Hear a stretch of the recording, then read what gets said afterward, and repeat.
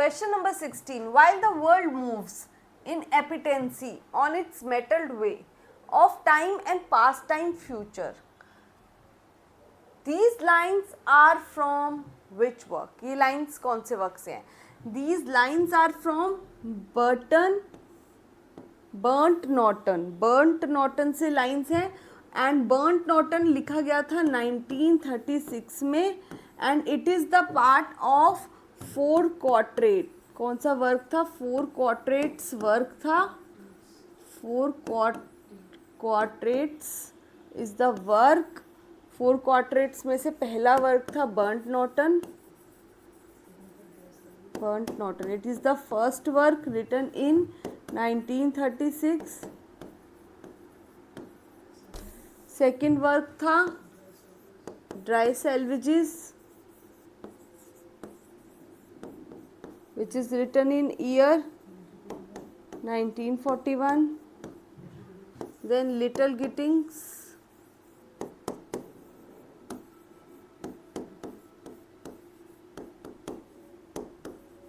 in 1942. Then last work is East Coker,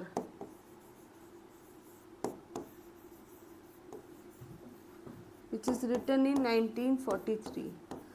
These four Quartets work थे. इस work का नाम था फोर क्वार्टेट्स. इसमें ये चार क्वार्टेट्स थे और ये जो लाइंस है while the world moves in appetency, ये लाइंस ली गई हैं बर्ट नॉर्टन से.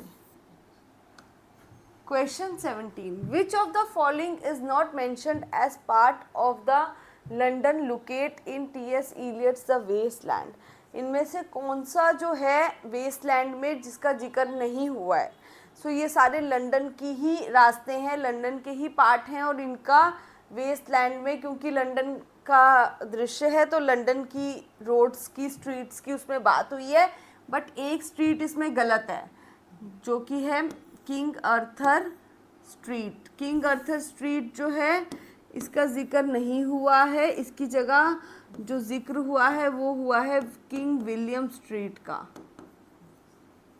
तो answer is B. This is wrong. Question 18. Which of the following plays of William Shakespeare is not directly related to the T S. Eliot's Waste Land? कौन सा इनमें से प्ले है विलियम शेक्सपियर का जो डायरेक्टली रिलेटेड नहीं है वेस्टलैंड, टी.एस. इलियट के वेस्टलैंड से? is not referred to T.S. Eliot's wasteland. So it is King Lear. B. King Lear. King Lear जो है वो, King Lear is the play of Shakespeare and King Lear का जो है कोई भी डायरेक्टली रेफरेंस नहीं है वेस्टलैंड के अंदर. King Lear डायरेक्टली रिलेटेड नहीं है वेस्टलैंड से. एंड King Lear को कहा जाता है, it is the Shakespeare's works and it is called in, it is famous for filial ingratitude. Filial ingratitude के लिए ये फेमस है.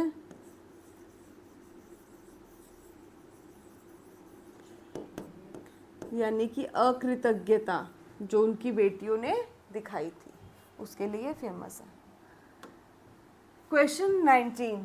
In his poem Whispers of Immortality, T.S. Eliot says that a dramatist was much possessed by death and saw the skull beneath the skin, and a poet knew the anguish of the morrow, the ague of the skeleton. Who are the dramatist and poet referred to by T.S. Eliot? So कौन से dramatist और कौन सा poet refer किया गया है by T.S. Eliot? So it is being referred to as his. ये इसमें जो रेफ़र किया गया है वो रेफ़र किया गया है उनके मास्टर्स को. T S. Eliot refers to his masters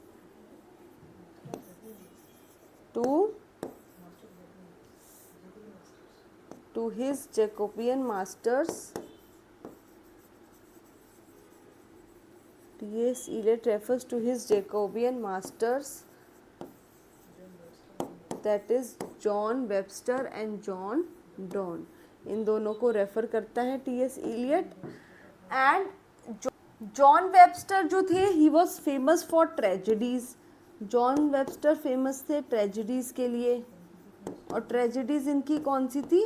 duchess Malfi, Duchess of Malfi and White Devil. White Devil, ये दोनों इनकी फेमस ट्रेजेडीज थी.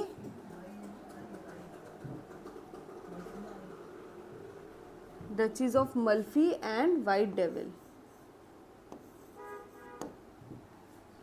And John Donne is famous for metaphysical poetry.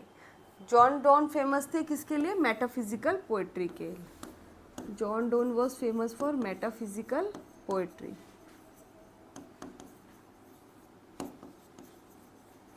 He was the leader of metaphysical poetry.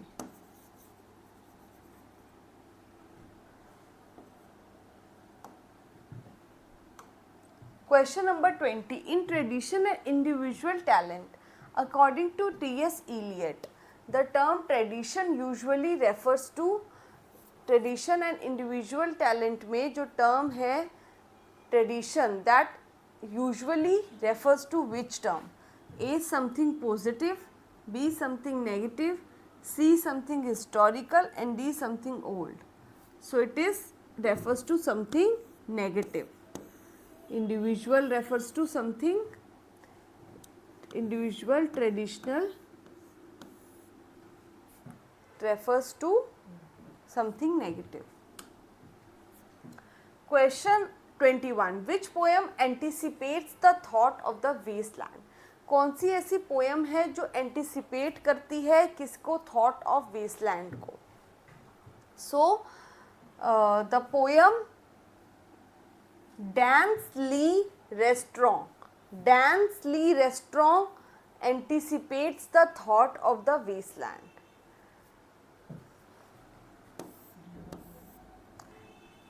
Because Dans le Restaurant में जो thoughts हैं वो thoughts कहीं ना कहीं वेस्टलैंड में भी हैं.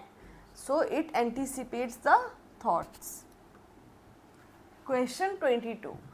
And do not think of the fruit of action, fare forward, so Krishna as when he admonished Arjuna on the field of battle. These lines are taken from.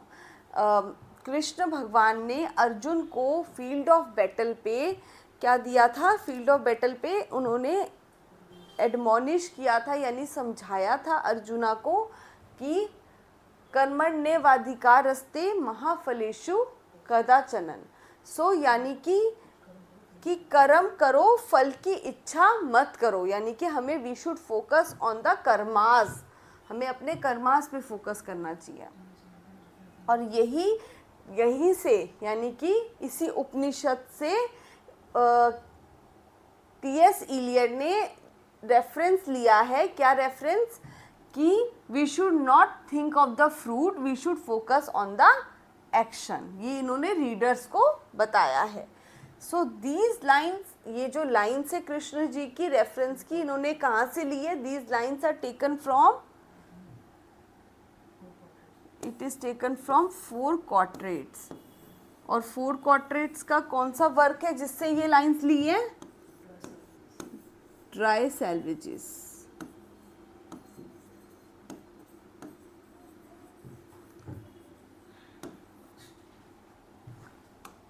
Question 23. In section 5th, what the thunder said of the wasteland, the lines "He who was living is now dead" refers to वो जो जी रहा था, वो जो यहाँ था, अब वो नहीं रहा. ये किसके लिए लाइन्स बोली गई हैं? वेस्टलैंड में. These lines कि वो अब नहीं रहा, वो पहले था, he is now dead, is for the Jesus Christ. ये जीसस क्राइस्ट के लिए बोली गई हैं lines.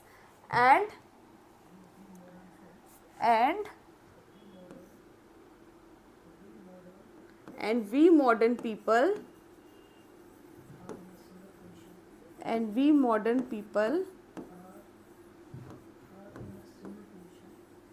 are in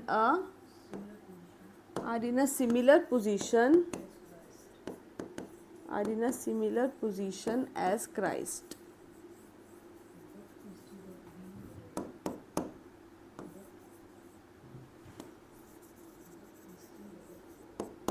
But instead of being dead,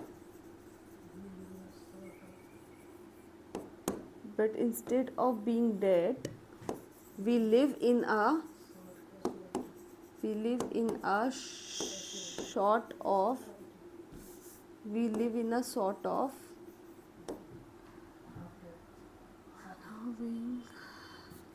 but instead of being live,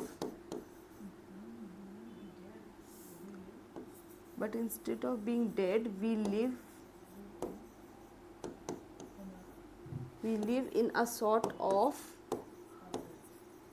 half dead.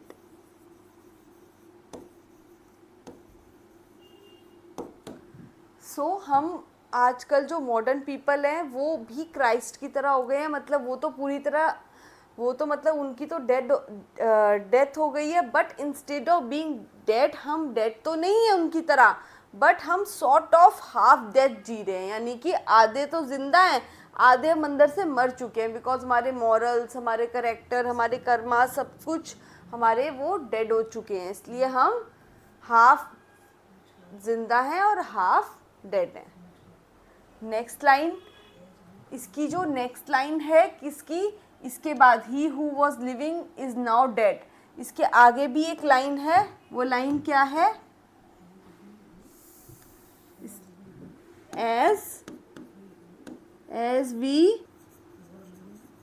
as we who were living are dying. जो हम जी रहे थे अब वो हम मर रहे हैं, क्योंकि हमारे इमोशंस, हमारे कल्चर, हमारे वैल्यूज सब कुछ मर रहा है. Question 24. The wasteland of T S. Eliot is in the form of, जो वेस्टलैंड है टी.एस. इलियट का वो किस फॉर्म में है, it is in the fragmentary monologues, fragments में है wasteland, it is in 4-5 fragments, तो ये एक लॉग नहीं है, it is in fragments and it is in monologue. So it is written in free verse, और कितने सेक्शंस हैं इसके, इट इज़ इन 5 फ्रेगमेंट्स और 5 sections. Published in 1922. Question 25. T.S. Eliot's The Wasteland was influenced by the book. T.S. Eliot का जो Wasteland है वो published हुआ है by the book. वो किससे रेफरेंस लिया गया है, T.S. Eliot के Wasteland का. So Wasteland बहुत ज़्यादा इन्फ्लुएंस हुआ था किससे, कौन से वर्क से, from Ritual to the Romance. So it is influence from Ritual to Romance. And Ritual to Romance किसका वर्क था, it is the work bye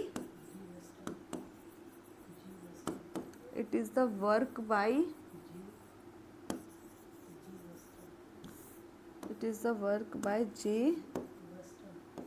Weston.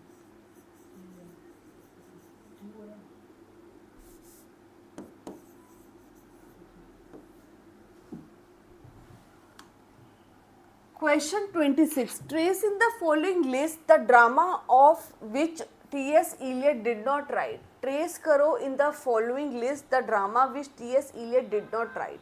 So Cocktail is the work of T.S. Eliot. Cocktail क्या है, T.S. Eliot का work है. Family Reunion is the work of T.S. Eliot. Murder in Cathedral, इसमें Thomas Beckett का murder हो जाता है. Who is the Archbishop, है ना, बढ़ाया था ना मैंने. तो सो the ascent of F6 is not the work of T.S. Eliot. ये वर्क नहीं है T.S. Eliot का. It is a tragedy. It is a tragedy in 2 acts. It is a tragedy in 2 acts by W.H. Auden and Christopher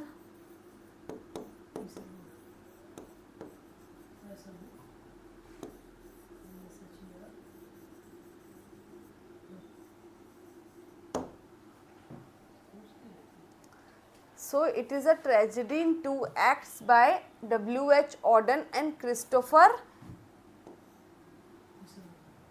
Isherwood. Question 27. T.S. Eliot migrated to the England. T.S. Eliot migrate कर गए थे England तक. From, but basically उनका birth कहाँ से हुआ था और वो कहाँ से थे? From, he was from USA. वो USA थे.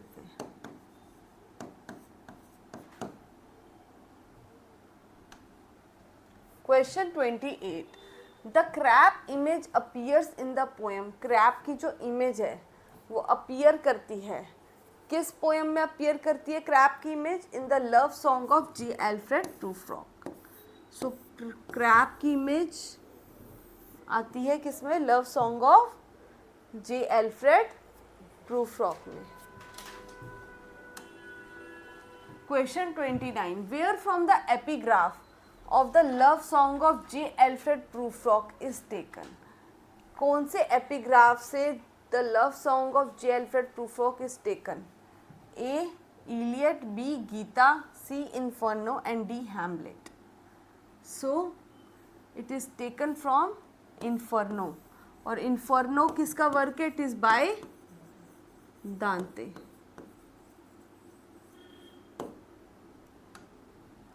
Question 30. Which of the following is not a poetic play by T.S. Eliot?